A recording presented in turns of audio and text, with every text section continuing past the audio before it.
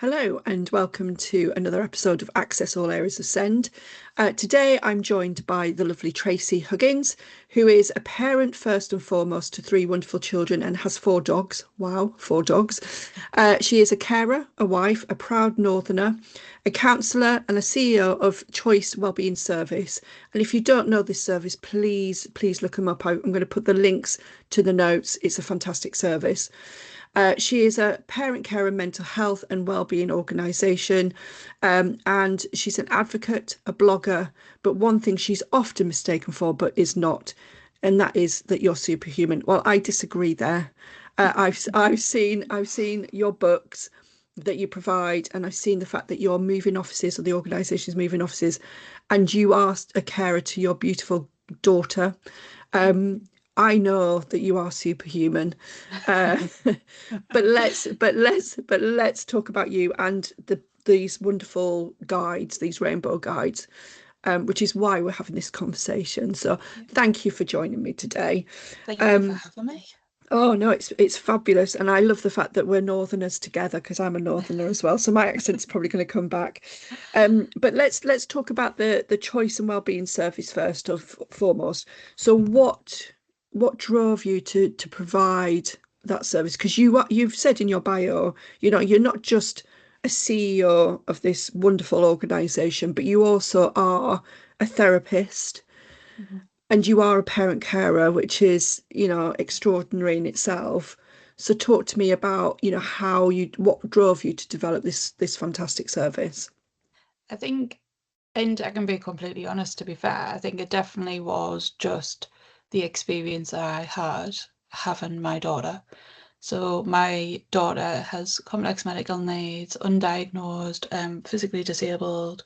I can rattle off all of the categories, but she's 14 years now, and almost 14 years ago, we sat in a GP office and told, every child develops differently, and they weren't concerned, and got a hand-delivered letter 2 days later saying she needed an MRI, and that's where her life completely changed and was flipped on its head.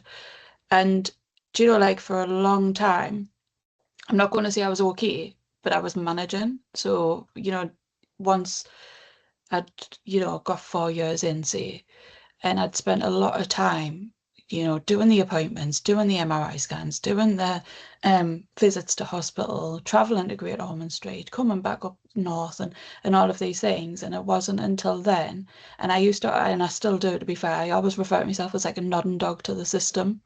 So somebody would tell me where to go, and I travelled there, and I did it, the thing, because that's what was right for Delilah.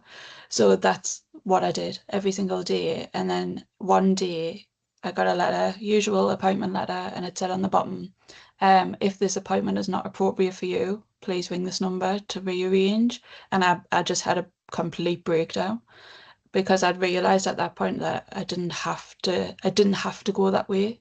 I could have created a life as well as just, surviving to a degree, for both of us and the rest of our family. So I had this big meltdown, um, you know, just just found myself in a massive bundle of anxiety, really, really struggling. And then a few years later, I was like, right, I'm done wallowing. If you are Northern, you'll understand what I mean by a pity party. I was done with my pity party. I needed to get back up. I took myself to therapy. I'd started volunteering at places, and life was ticking over. And then the pandemic happened, obviously, because life was going too well. And then my husband came in one day and he was really struggling. He'd worked throughout the pandemic. He'd worked in a supermarket. He was managing all of the vehicles that were delivering products and produce to families as well as everything else. And he just said, "Look, I can't cope anymore." And it was that point that really got infuriating. So I used to say that I'm a very like stubborn person, but now I like to say I'm tenacious because it sounds better. But he was struggling with his mental health, couldn't get a GP appointment, yet in the GP practice that we were at, he was actually registered as the main carer for some bizarre reason. And that infuriated me. So I rang them up and complained. and finally got an appointment, just using the skills I'd learned from volunteering and stuff. And then from that moment on, I literally had a nap. Dan tells everybody this, but I had a nap and I woke up and I was like, right, I know how to fix the system in regards to parent care and mental health. And we had a conversation about it. And then I sent a letter to everybody that we knew that would ever worked with in regards to Delilah's care, who I'd volunteered with, etc., saying, right, if I do this, will you back us? And that's where I came from. So, and Dan's more than happy for us to share the story. We've shared it before together as well. But yeah, so not me struggling, Dan struggling was the tipping point of, and then choice came from there. And we called it choice because every parent carer should have a choice of looking after themselves, how they look after their child, and the amount of knowledge that they consume as well. It shouldn't be somebody else's choice or opinion. It should be ours all the way through. So we want to give the choice back to the parents. And I think that's a really important message. I mean, you and I have worked with thousands of families in our times. And there are more recently, actually, not historically, but more recently, I've had parents coming to me asking me what they should do. Mm-hmm. And I've always gone back to families. I mean, that was a new thing for me. It took me by surprise because in all the years that I've worked with families, it has to be their choice. It's their journey. I hate that word journey in a parent carer life because it's not a journey, is it? It's just, but there's no other word to describe it that I've found yet anyway.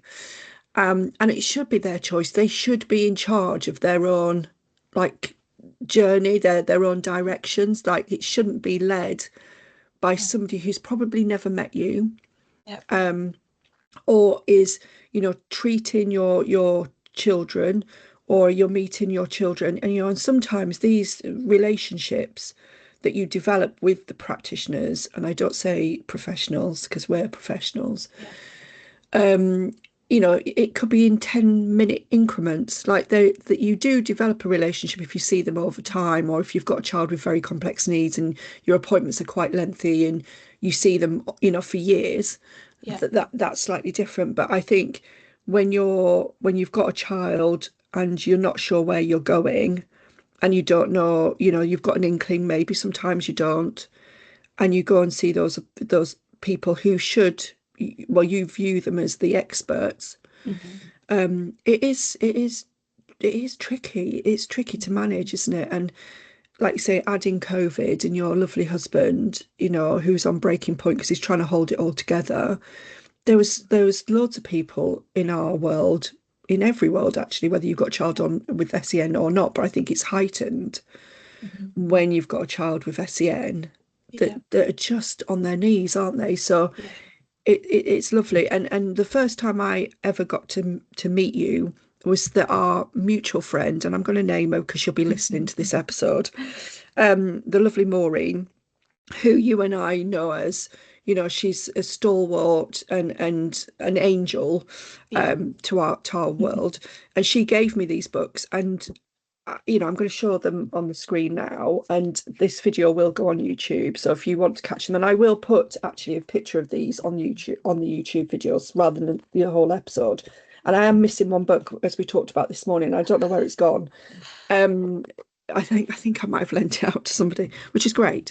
But these are beautiful. And in particular, my favourite, and you and I have had a conversation around this, is the after a diagnosis, a guide to the next steps.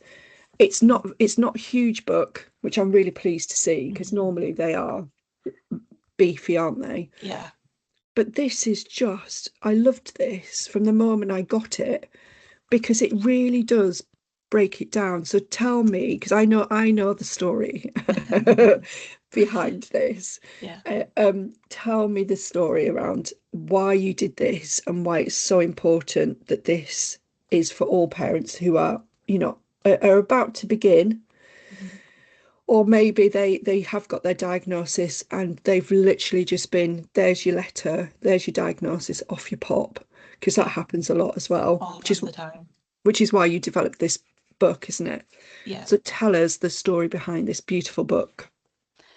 Well, I have a war against brown paper. I'm not even going to lie. So as a parent carer, there's nothing more possibly either devastating or irritating, depending on how you feel on that day, of seeing a brown paper letter come through the door every time. Um, and it's never good, is it? I've never seen a brown piece of paper that has ever had anything good on. So when when I had Delilah, I got a lot of those letters, and our loft, as I'm sure everybody's is full of boxes with all of these letters in. And I, when I was pregnant with all three of my children, I got a Emma's Diary pack. So it was like the bump to, baby, and then the baby and beyond packs. And they would always have these wonderful little like books in that you could follow the kind of gestation of your baby and say what like size it would be. And then you would have the after bit, which was like, your child should be doing this at this age and whatever. And I absolutely adored them. And then when we had Delilah, it was it was great up until after the fact, and then I literally just flung this booklet in the bin, and I was very annoyed at the fact that I hadn't been considered, that families like ours had never been considered, and I just kind of left it at that, to be fair. At the time, I was still really struggling. I wasn't quite sure how to navigate send. I was still learning the fact that, Delilah would be different and her life would be different. Our cars all of a sudden changed, our house changed, our relationship with our other children changed, our relationship with each other changed. So I had too much on my plate at the time to think about it. And then I sat one night, early last year, I think it was, and I just sat down and I was like, I'm sick of hearing people still being tracked the same way, so still having that brown bit of paper, and we're already doing something in regards to the rainbow guides, which I'll get on to next, but it's not enough.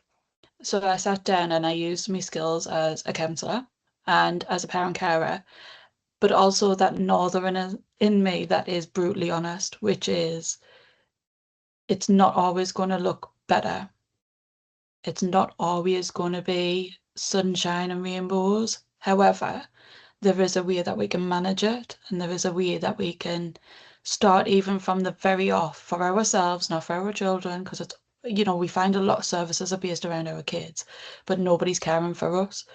And it was just a way of saying, right, like, let's take a minute, let's stock check with how we feel about things. But then how are we going to relay that information to other family members or our other children? And I wanted to make it so that it was, if you were reading it, you would hear my voice. So there would be me sitting beside you going, like at the minute it's a bit crap, isn't it? Like, I know I'm sick of also getting letters. I'm sick of also like hearing the usual condescending comments about, they'll get there in the end, and but what about if they don't, and stuff like that. So I wanted to create it from the perspective of, here it is from me. This is what you should have had. This is what you're entitled to. You're entitled to some support. Um, and to fill that gap, because if there's one thing that I've definitely learned about myself is, well, one, I learned that I was ADHD, which explained a lot. But I can notice a gap, and I know usually how to fill it. And it's just by being honest and transparent. And that's what we just need from everybody. And then it was produced in a night, and I was very happy with it because I kept images of myself and Delilah in there. Delilah loves being on everything, because she often tells everybody that I would not be the person I was, or choice wouldn't exist if it wasn't for her, and she's damn right. So I mean, it is, and I was just listening, listening to what you were saying, and I could literally transport myself to the time when, my son was diagnosed, and it's really interesting around the condescending comments, because I think for me, I can still remember them, mhm, even though he's now 23. He was diagnosed when he was 9, and sometimes by people who should know better. yeah, So the family members, the extended family members, the people who you had close as friends. I mean, mhm, I remember somebody who was really close to me said, "Are you sure there's something wrong with him? Are you sure? Is it not just that he's badly behaved?" Or And it's just you do remember that, and I equally remember because I used to work in schools, and somebody who was a TA in the school I worked at, she just went exactly what you just said is, well, he will be okay. Mhm. But in that moment in time, I mean, she was right. You know, Yeah. as we've gone on, she was right. However, in that moment in time, that's not what you want to hear. It really puts you in a really bad place because you're stood there going, is it me? Am I imagining this? Yeah. How are we going to get through this?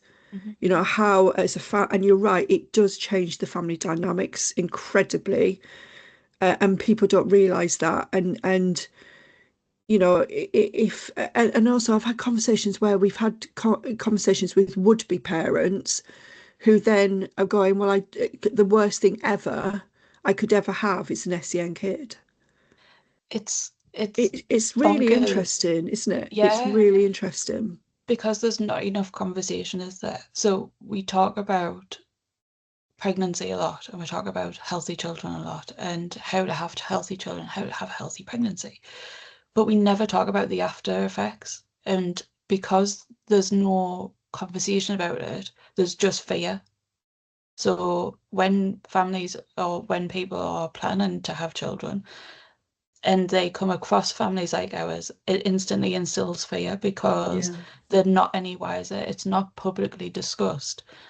Like, unless you see it on Children in Need, right? I'm not gonna go into those conversations, but unless you see it on TV and there's always a Yeah. sad song and there's always a whatever, that's how it's portrayed to be. And do you know, like I've had some of my best and absolute worst days in the last 14 years. And I'm not going to say that I wouldn't change it for the world because that's an absolute lie for me to say that.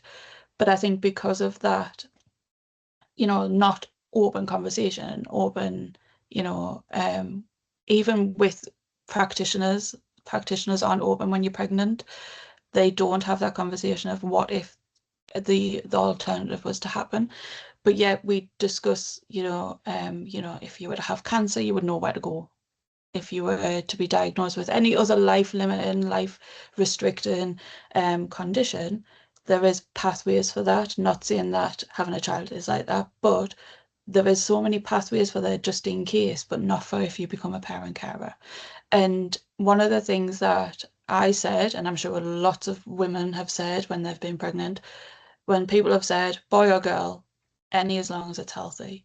Now, as soon as life doesn't come to fruition in that way, that's what kind of starts the domino effect instantly for the mental health to decline. And I've met people who have said, like, oh, my mental health wasn't impacted at all. Like I found it really like well and easy. And I'm like, oh, that's great for you. And how did you manage that? Like, and they'll say, oh, well, I just had a good cry every night. And I'm like, so your mental health was impacted. Yeah.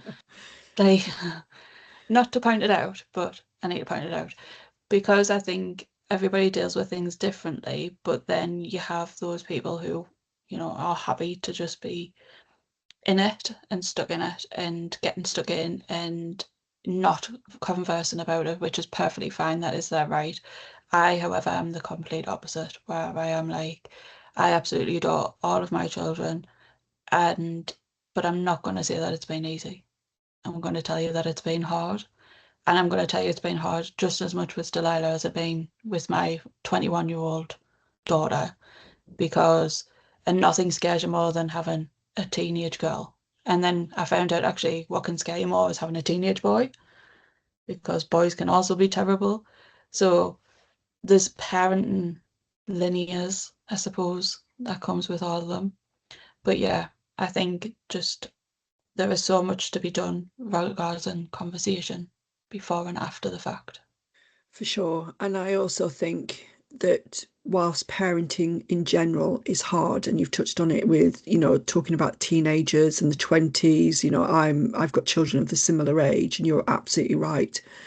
But I think that the complication with being a parent to those age group of children is also dealing with the services.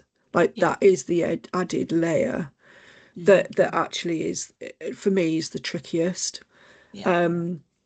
Because you've got the repeating of your conversations and the stories continually. You've also got to battle with the conversation of it could be your parenting. And that's not personal to me because I've not had that issue, but I know of lots and lots of Yeah. families who have. And then add in that layer of well, yeah, you're right, it could be this and it could be that, but then we also think they're too attached to you. So the attachment conversation, and that is really, really hard. And I have done an episode around trauma informed and attachment, and we touch on that because that is a common theme with any parent. If a child is behaving a certain way or has got certain conditions or whatever, they instantly look towards the parenting and those issues as well. So it's that added complexity, which I think, when families are on their knees and just want answers, that's another thing that they have to go through, that hurdle. And I think how you started this with this book around, the pregnancy and the books that are there for pregnancy, young children's health. You're right, there is nothing, is there, of, you think of the families that have children with life limiting conditions or rare chromosomal indications, or, they've got physical disability, which you weren't, didn't show up on the scans, but suddenly, they've arrived in your arms and there it is. You're right, there is nothing, is there? No, it's, trust me, I researched it to the high heavens.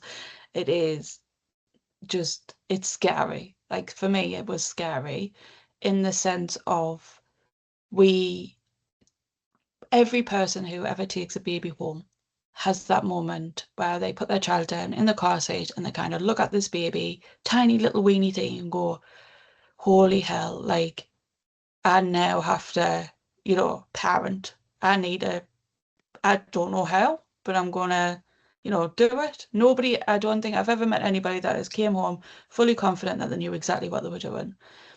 And then you take that child back to hospital because something's wrong or they've picked something up or whatever. And then for me, I always said it's like criminal that they'll let us walk out of the hospital a second time with this complex little child and was like, oh, we don't know what's wrong with her. We're not sure if we ever will. We don't know her life expectancy. But, crack on, do your best. See you in 2 weeks. And that to me was the worst car ride home I've ever had. I'll never ever forget it. And also possibly the worst experience of my life when I got back home, because I obviously had all of these people wanting answers to questions that I didn't have the answers for. But I also didn't have anybody to tell us like to sit still. Just sit still, sit in it. You don't owe anybody an explanation right now. Have a cry, or if that's not for you, go for a walk or do whatever. And as everybody did, I kind of went looking for answers. And Google is not your friend in these moments at all. And it can spiral so quickly. But I also didn't have a friend there that had been through this before who had said, do not Google. Don't do this. Don't do that. Yes, do this. I didn't have that person. And I also didn't have that collection of books to go to. And if I'm totally honest, if I did have all of the books, like we said before, all of these big chunky books, I wouldn't have read them. I wasn't in the right mindset. Um, but if I had something little that I could pick up when I was good and ready, I probably would have. Because like I said, I did pick the Emma's Diary book back up. I did scroll skip through the pages looking for something. And Like I, you'd missed something. yeah, like I'd missed something. I'd 100. That's the feeling I felt though. I felt like I was missing something. Yeah. I was missing, a step. How did I skip from there to here? There was something, there's got to have been something in between. And it wasn't. It was just normality was here one day and it was gone the next. And that's the top and bottom of it. So when it came to research, and I looked everywhere and found nothing. So, and it was devastating because I remember, going to your coffee morning, everybody's been to the coffee morning for the first time. And you'll go in and you have those parents that have like already been through it for a while. You've got the newbies. Now, I love a coffee morning, but I also hate coffee mornings. I do. I am like, I cannot abide coffee mornings just for the sense of you go for your first time and you've got those people who feel like they've got it all together. Yeah. Instantly, my mental health declined a bit more. Right. I looked at the other people who were also not coping and upset and crying, and then it declined a bit more because I was worried about would that be me? Yeah. So I Yeah. walked away and I hibernated for a while and I had to build the strength to go back. And then when I did go back, I would again, I'd be like, oh, you're lying. You're like sitting there again. Oh, yeah, I'm fine. I only had 2 hours sleep last night, but yeah, you know what it's like. And I'm like, are you okay? Like, it's okay, to say it's not okay. Like, Yeah. Yeah. we are in that era where it's okay to be not okay. And then on the flip side, I would say parents who have acted quickly. So they've got their carers in. They're still going to work. They are having some sort of social life on a weekend because their grandparent can look after the child or whatever. And I again just kind of felt myself going, oh, I don't want to be here. This is not my clique, if you like. So I always decided that when I would go to coffee mornings after that, it would be coffee mornings where if I walked in and most people looked a bit distressed or disheveled, I was like, oh, you're my people. Like, look, like, like a tribe is supposed to be, everybody pulling together, everybody looks a bit of a mess. And I never found that for a while. And then when I did, and Maureen, bless her, she took me under her wing. Um, it was that. It was like, it's okay to have, I'm really sorry, but I'm probably going to swear, but like, it's okay to have a shit day and to Yeah. call a spade a spade. Yeah. And if we don't, we end up in quite dark, dingy holes very quickly. Yeah. No, I used to run a support group and I did it for 10.5 years. And my group was it was never parents who had got it all together, including me. I might have mimicked that I had it all together Yeah. occasionally, but it definitely wasn't. And also, we never really talked about our kids all of the time Hmm. because I felt it was important to have some normality conversations because actually you just didn't want to like it was like a washing machine that was sort of churning it all of the time. If parents wanted to talk about stuff, it was fine. The first time I ever went to a support group, they stood up. It was like an AA meeting. I mean, I say AA meeting, I've never been to one, but I can assume from the movies what this was like, where you stood up and you said your name and what your child was like, and then you sat down. That filled me with dread. So when I started my own up, I didn't do that from the off Yeah. because it just puts so much pressure on exactly what you've just said about these people who seem to have it together or they pretend that they have. And that's and pretending is actually the worst place to be Yeah. because that's exactly why you're at a support group is because you want to feel like you've got some support that you're in a tribe that understands it, and you do gain, I think, a really warped sense of humor from some of these Yes. people, and that is so needed in that Yes. moment, isn't it? To to Hmm. to feel like you can have a laugh Hmm. about the situation that you're in. Yeah.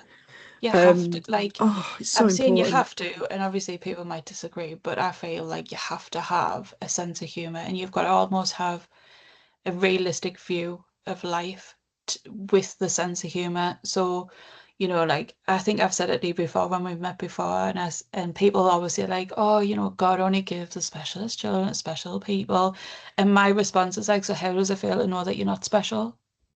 Because you don't have one and I have one, and I have made people gasp before with my responses, but I have to like it's not I think I don't even think that I even taught myself it as a technique to cope. I think it was just something that came naturally to me.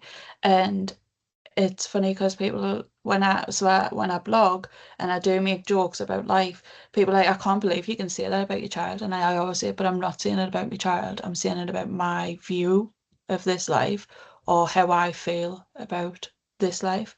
It's never directly towards my child. And I think that's what a lot of people get confused. Yeah. Is like we're sitting here complaining about our children, and it's not. We're complaining No. about a system that is broken. Yeah. We're complaining about the system generated trauma that came from a broken system. We're talking about all of the people that have tried and then gave up because money ran out and they couldn't commit anymore. These are the things that we're actually complaining about it. Well, I tell a lie, I will complain about Delilah because I am literally just her snack bitch now. Like, she sits in her room, she's 14, she doesn't like leave the room. She clicks her fingers and asks for, like, and I'm go running with a pack of red crisps. So, but like, it's not about them. It's about the humour that you have to build up to keep going some days Yeah. and to make others feel seen as well. Like, to break the ice sometimes, and it can pull people in. Like, even within therapy, you can be with a client and be still completely in their space and still make them feel seen by relating to them and Yeah. bringing in, Yeah. a little Yeah. bit Yeah. of you. Yeah. And I think as well, you're right.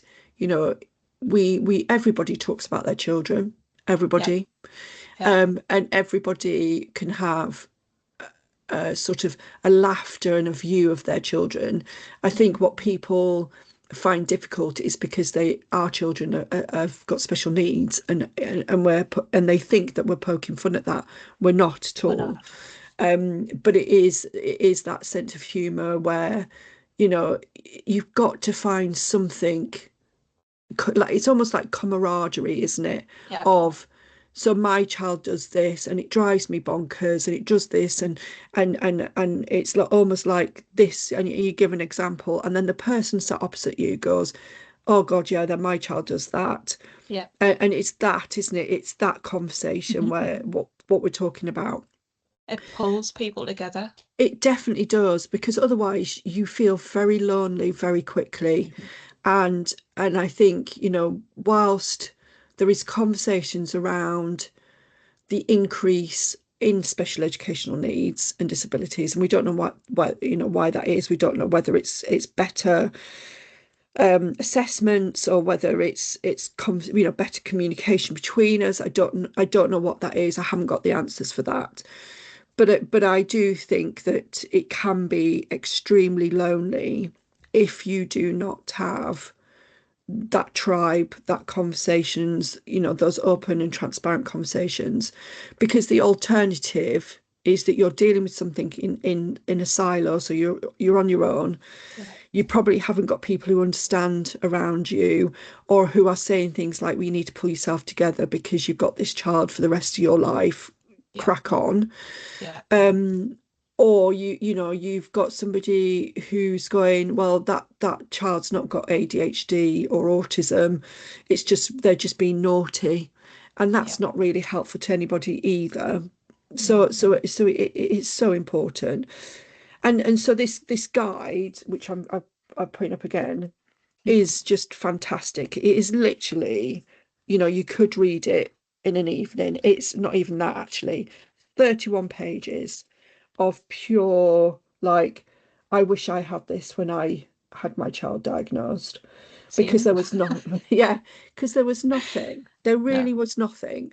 no. And so it just helps and supports that. So we've talked about that. Let's talk about these beautiful rainbow guides. I'm going to show them, because these are limited to the areas of which they were written in, aren't they? Yeah, So I've got Durham's, which is the yeah, nice purple one. I've got Sunderland. I've got Gateshead, which is a green. I've got South Tyneside, which is the blue. And then finally, I've got Northumbria, or Northumberland, as I should say, if you get it right. yeah. So tell us about the rainbow guides, because they are, again, Fantastic. And people would say, well, everybody's got local offers. Have you ever used a local offer? And I'm tried to glad you said. navigate I was going to navigate go one. there, and then I thought, oh, should I?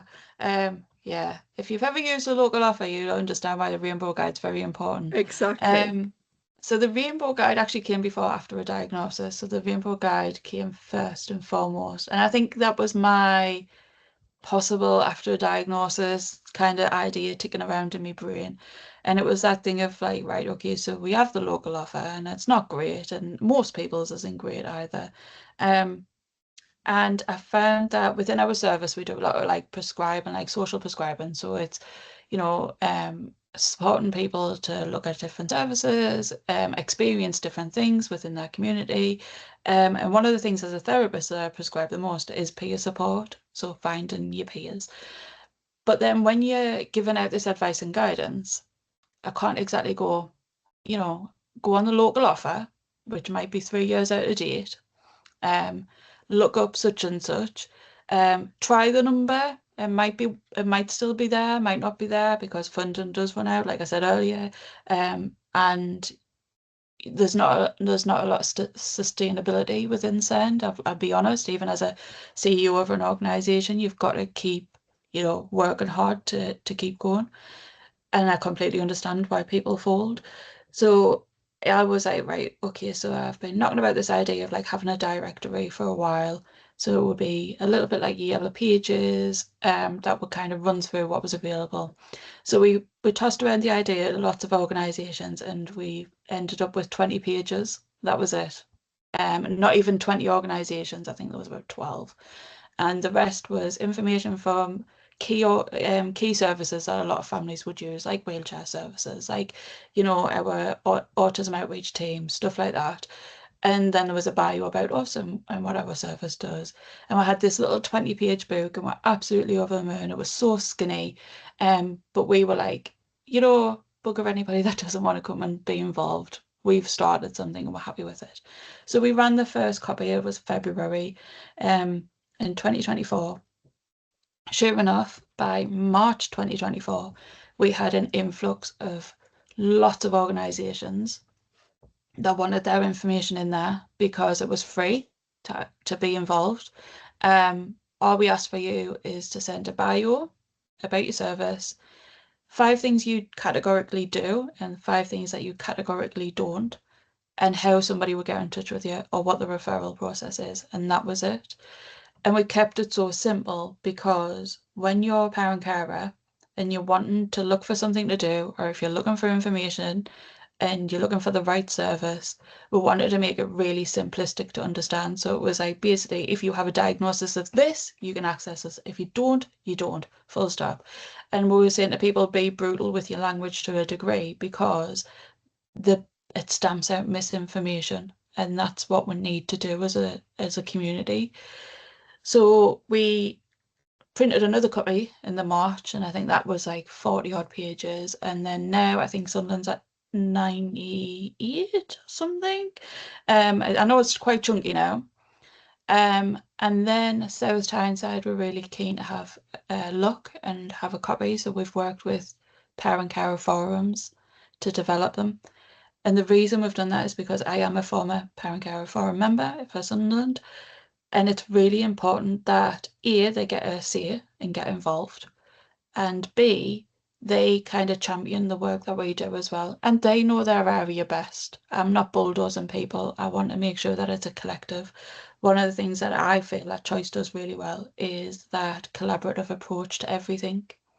So South Tyneside came second, Durham came third. I'm now like trying to remember, and then Gateshead, and then Northumberland. And we're busy doing Middlesbrough. No, we're busy doing. Ugh, can't remember. We're busy doing one, and then we've got Middlesbrough next. But they are beautiful. Like I've just opened up Gateshead's, and I think Sunderland's is the same actually. And the first page, the inner page, is "Hello and welcome to the Rainbow Guide, our go-to guide for parent carers by parent carers." And it's signed off another parent carer.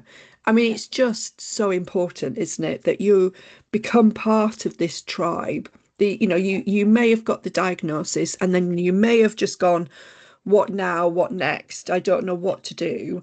And then you might get handed one of these beautiful books and, you instantly read that after you've probably cried because grieving and being bereft is an often step of the diagnosis. Yeah. The most families I speak to, me included, I mean, I cried and I knew that my child was autistic. I knew from a very early age he was, but I still cried when I had that phone call to say he definitely was.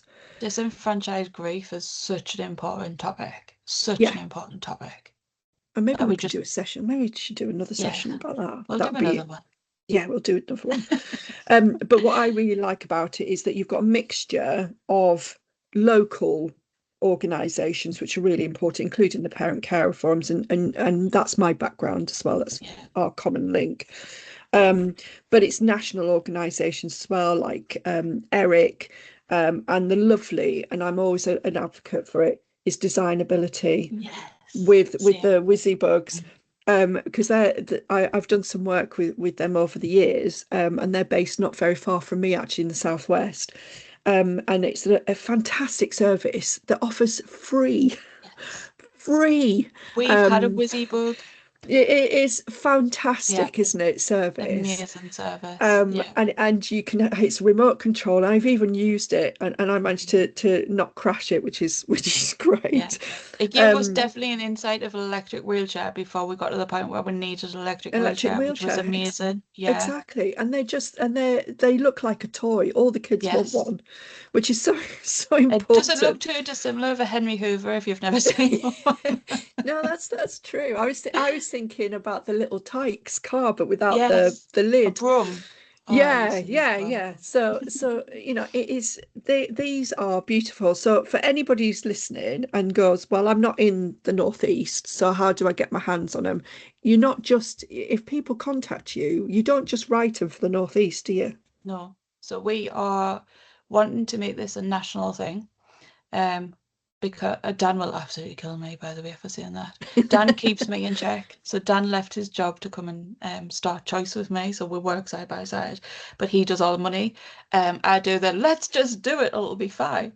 But yeah, if you want a rainbow guide in your area, reach out, full stop. And we have a conversation, we'll tell you what's involved. And the I think what always surprises people, definitely from the four other guides that we've done, is they think it's going to be a lot of work for them, and it's not. So they tell us the kind of organisations that's in their area. We reach out, we get their information, we produce the guide, we print it, we send it over to them. We keep it up to date. So we have a directory of everybody who's in our rainbow guides. We will shoot them an email every 4 to 6 months and say, has anything changed? Because we keep our website up to date. So the rainbow guides on our website are always up to date. So we know that print goes out of, you know, straight away. As soon as you print it, it's probably out of date. So we keep the website copies up to date, and we've also launched the Rainbow Guide app. So the app is always up to date. We can change things very quickly on there as well. So unlike, I'm going to say it, unlike the local offer, there's somebody always manning it, and there's somebody always like making sure that everything is consistent so we don't let the parent carer down. So they don't go looking for information and it's out of date or that service doesn't run anymore. So yeah, just get in touch with us. And I've seen your website. I actually used your website this morning, actually. Um, and it is fantastic. It's easy to navigate. I knew exactly where I was and where I was going. It was just fabulous. And I knew about the app because I've shared the app on LinkedIn, again from Maureen, she shared it. Mhm. And it is a fantastic resource. And I think with the local offer, and people say, well, why don't you just signpost the local offer? I think when you've got families who are at the start, they've just got their diagnosis or they're thinking about the diagnosis, it's a lot. It's a lot Yeah. to navigate, isn't it? Yeah. Whereas these are very condensed, it's Mhm. to the point, there's no bump. You can No. read, you can just flick on by if it's nothing to, Yeah. if it Yeah. doesn't, it's no interest to you. That is the difference, isn't Exactly. it, between that Yeah. and these, and the fact it's on your phone as well, the Yeah. app and the I like, website. for me, I like the fact that there's no expectation. So if I went to an appointment when I was younger, and they'd be like, "Oh, have you heard of such and such?" Like, "Oh yeah, like oh, I'll have a look over the weekend or whatever." Next appointment, they'll be, "Oh, did you check out?" And as a parent of a child who is trying to think of thousands of things every day, that would make me panicked of like, oh, well, I Yeah. didn't check them out and they expected us to check them out. So I think for the rainbow guide, it's like you chuck it in the back of your drawer if you need to, or you keep it on your side table, or you put it in the band's bag. And when you're having a day out, and I think the app itself it's got a point where you can look at where all of the changing places are via geolocation. So if I was to have, so I do know families that have gone from Durham to Northumberland for caravan, and they now can access all of the organisations in Northumberland because they're now aware of what's up there when they're there. So it's not just a week sat in a caravan while maybe their other two children were out playing on the park just outside. It was now all of the family can go and access like a play group or a support service or something fun while they were there because they've been able to know what was there and what they were going towards. And I think that's one of the best bits of feedback I've ever received is just knowing what is in the area, even if it's not their area, which was just nice. And to be fair, that was supposed to be how the local offer was supposed to work. Didn't quite happen that way. And I just think it's because I think they've just put everything to do with SEN on one place, and it's just become unwieldy. It's just too much. It is, and for a family who is struggling to maybe to come terms with their child and their diagnosis, it's just, again, like you just said, it's just something else to think about, isn't it? Yeah, It's just too much. yeah, And so these guides are perfect. And like I said, the after diagnosis, a guide to next steps, is for me the best book that out of the whole series, because it's just you really, it really is a story of somebody narrating their journey to you, and actually it's okay. yeah, You are going to be okay, yeah, and it is peaks and troughs, yeah, but that's okay as as yeah. well. And you've got um to be able to, you know, get to a point of being okay. yeah. And it's not easy. It's never easy. There's going to be times where, so I saw an interview a long time ago, and I don't know who it was with, but it was Tom Hanks and somebody else, and he said, you know, we were talking about life one day, and we always see it as like this linear thing, and how we struggle as like quite linear. We have like ups and downs. But I always just want to rest. I just want to rest. I just want to like lie down, chill out, never do anything for a while. And somebody had said to this person, like, so if you imagine a SATs machine or a heart monitor or whatever, and you were just lying there, it would be linear. It would be flat, and flat is flatlining. Without those peaks going up and without the peaks going down, you have no life. That's not life. That isn't living. And I think that stuck with me for a long time because it all I now envision is when we're having those moments of, crisis or extremity, it's like, right, we're up here now, but I know we're going to come back down because I'm not flatlining. I'm not, not here to a degree. So I think I always think back to that, and I think that's what we need to reassure people of is like that drama of up and down. Just because you've had a child with additional needs doesn't mean that you would have had a plain sailing life. If they hadn't had additional needs, you still would have had you could have left today and your car could have been crashed into. There's just things that's always going to happen to test us. And you've got to just keep rolling with the punches to a degree, and whatever that looks like for you, because we're all different. And I can be here beside you while you go through it, but I'm never going to do it for you. Yeah. So our after a diagnosis, I would say, is our foundation. That's your foundation. Your rainbow guide, it's your village. So we always say it takes a village to raise a kid. your rainbow guide is your village. That's the people that's going to pull through for you. They're the people that's going to be there if you're going to cry. They're going to be the people that laugh with you. They're going to be the people that apply for equipment for you. They're going to be the people that come and adapt your house. They are your people. The navigate and send guide, which is the bigger, chunkier guide, that's there. So when you're ready and you're ready to really look at things, information is there for you. But you've got to be mindful how you take it in. So that's the bigger book. That's the, right, I'm ready now to look at what the future looks like. I'm ready now to look at, what the next steps are, is in actual, doing. And I think that's how we kind of built them to be backwards and forwards way around, because the rainbow guy came first.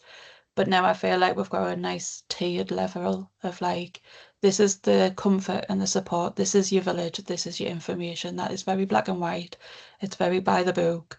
And then we've got transition guides as well. So there's little bits that just kind of creep in that we don't realise is coming, and then we have to face. Yeah, transitions, preparing for adulthood. You think you're miles off it, but it comes round in a heartbeat. Tracey, thank you so much for joining me. I will put the links in the notes of the podcast, and the website, because it is fantastic. And the website and the app are phenomenal. Thank you so much for doing these for our parents like us. It is just phenomenal, and you've probably saved parents' lives. You have. So thank you for that, and thank you for joining me today. Thank you for having me. It's been a pleasure.